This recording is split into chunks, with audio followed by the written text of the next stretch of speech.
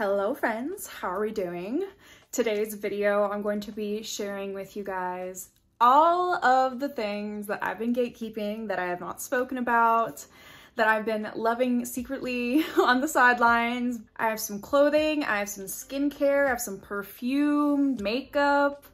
So if you are interested in finding out what I've been gatekeeping and loving secretly, then let's go. Let's start off with these shoes. These Puma shoes. These are their Soft Ride Pros. I got the black ones. For reference, I wear a 6.5 and this fits perfectly. These are like the Cloud Foams, except the inside is not as like squishy and foamy as Cloud Foam, but these are my favorite shoes. Like, I just keep finding myself wanting to wear these shoes. The sole itself is a little bit rounded, so these are perfect for walking. Like, specifically, if you've been looking for a walking shoe or a running shoe, I highly recommend these. However, if you lift weights, because of the sole, because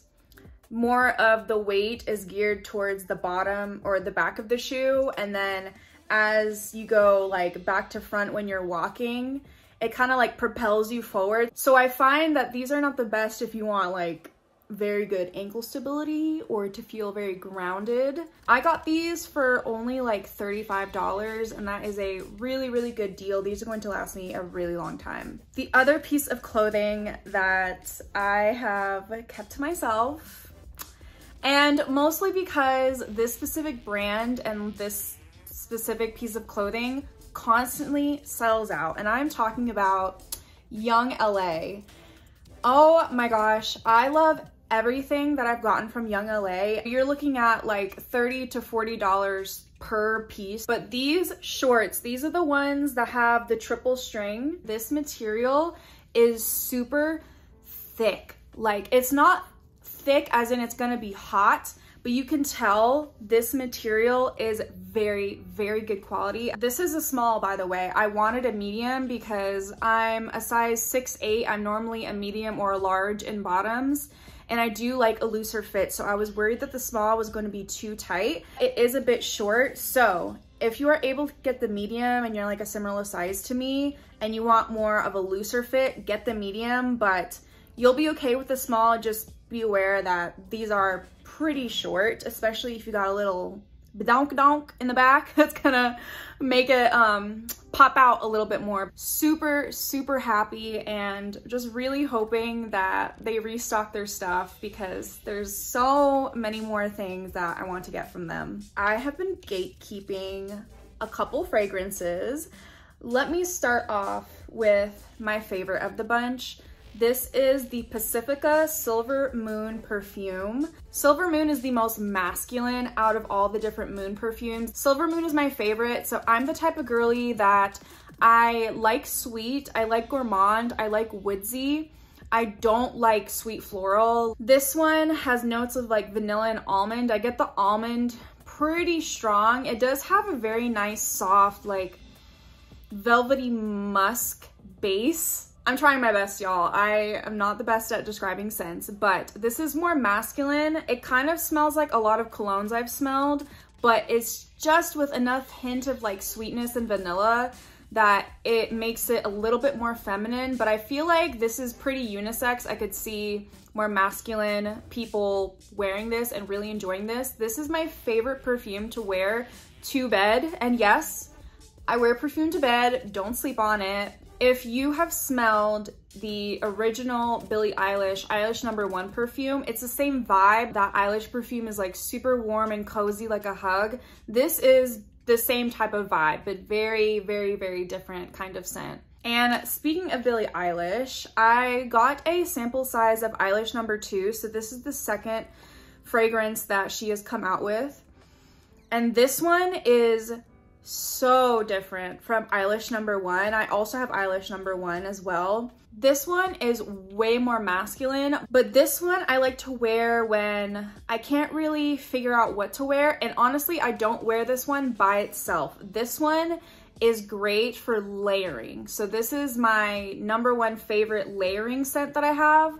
Would I buy a full bottle of this like I did with Eyelash #1? No. I actually really didn't like it when I first got it because this one is way more musky than Eyelash #1. It's very musky and woodsy. That's like the two main notes that I get. I definitely prefer this fragrance more after it's dried. When it first applies, it's pretty strong, but I find that it really emphasizes other fragrances. So I do mix both eyelash fragrances. I also like to mix it with Ariana Grande's Cloud. If you have a scent in your fragrance collection that is a bit too florally or feminine, pair it with this and it'll just bring it back down to earth. It's very good for grounding. Eyelash #2, this one lasts way better than the first one. But if you're interested in looking for a dupe for Eyelash #2,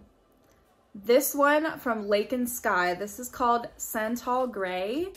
These are literally the same, but this one is a bit more fresh and piney. It's a bit more young, and even though these basically smell exactly the same, I prefer wearing this one by itself. Whereas this one, I feel like is a bit more mature. I can see someone in their older years gravitating towards this one over the Santal Gray. Both are really good. They just function differently, have different purposes in my perfume collection. Oh, before I tell you my other skincare favorite, I completely forgot to mention this in the clothing section, but this little thing, this is a head wrap, and this is from Shop Miss A. Shop Miss A, not sponsored, but would love to be. And this is a little hair towel. I'll just demonstrate quickly how this works. So I like to wear it with the buttons in the front. I just find it like easier. And then you put your hair, you know, stuff your hair in there, twist the bottom, and then there's a little rubber band thing, and you just bring it to the front and, you know, attach it to one of the buttons. This has been through the ringer. I so used and abused with this, and this is only like a couple dollars. So if you've been looking for a hair towel, I say try this one out. Now back to our regularly scheduled program. This is the Dr. G peeling gel. I got this off of Salvana. It's also available on Yes Style. So let me make this clear. I have never experienced the peeling that they are referencing with this product, but this is the only kind of like physical exfoliant that I use on my skin. So it has this kind of like very thin, gritty, but it's not really gritty. It's very thin and soft. I don't even know necessarily what's in here because everything is in Korean. I love using this, especially after my work week when my skin is feeling really dirty, really dull, just needing like a reset. This is great for a reset. The brightening part that they're talking about is for real. I rub this all over my face, really work it in like these areas, any areas that you get like congested or get clogged pores. Really work it into those areas, and afterwards, your skin feels super clean and just like bright. Like you just look so much more awake and youthful, and your skin feels super soft. This is great for texture. It's so gentle, but effective. And let's end with some makeup favorites. So these, I finally jumped on the bandwagon with the whole like powder puff, velour puff. You know, I'm sure y'all have seen the TikToks and reels and everything. Like it's been such a craze. You put little puff in the powder and bake with it and like, oh, the smoothing and everything. What I will say is you definitely don't need these. Like this is not a necessity by any means. You can just use a sponge or a brush. But I will say that I do get the smoothest under eyes when I use a puff like this. So I got this off of Amazon. It comes with 8. And I'll leave a link down below, of course, so you can go check this out because there's a ton of these like all over the internet. They come with a case. I have never seen any of these puffs sold by anyone where they come with their own little pack. And they do have different colors. I just wanted pink, you know. And these are velour. And I believe velour is basically like cotton mixed with some kind of other material. I'll leave a little video, a little clip of me using these so you guys can see what these do for your makeup game, how effective these are. I have a mascara that I have not been talking about. It Cosmetics mascaras are just that, girl. Except for the superhero mascara, I don't like that one. This is their Hello Lashes mascara.